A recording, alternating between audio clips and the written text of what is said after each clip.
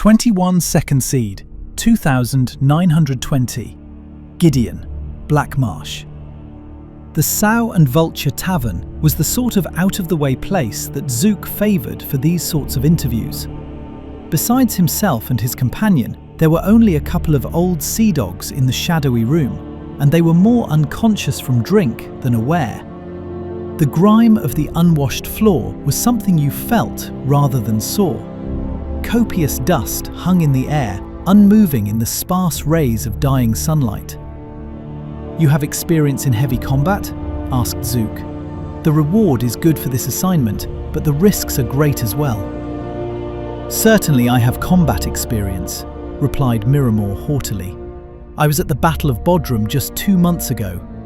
If you do your part and get the Emperor to ride through Dozer Pass with a minimal escort on the day and the time we've discussed, I'll do my part. Just be certain that he's not traveling in disguise. I'm not going to slaughter every caravan that passes through in the hopes that it contains Emperor Reman." Zook smiled, and Miramor looked at himself in the Kothringi's reflective face. He liked the way he looked, the consummate, confident professional. "Agreed," said Zook, "and then you shall have the rest of your gold."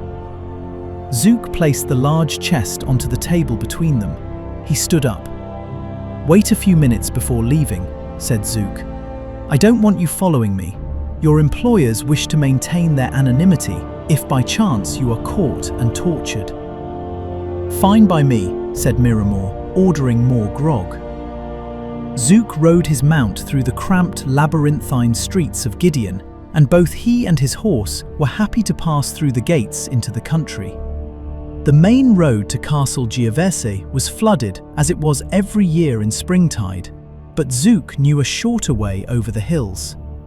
Riding fast under trees drooping with moss and treacherous slime-coated rocks, he arrived at the castle gates in 2 hours' time.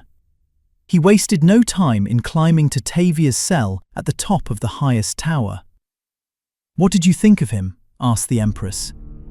"He's a fool," replied Zook, "but that's what we want for this sort of assignment." 32nd Seed, 2920. Thurzo Fortress, Cyrodiil. Rijja screamed and screamed and screamed. Within her cell, her only audience was the giant grey stones, crusted with moss but still sturdy. The guards outside were deaf to her as they were deaf to all prisoners. The Emperor, miles away in the imperial city, had likewise been deaf to her cries of innocence. She screamed, knowing well that no one would likely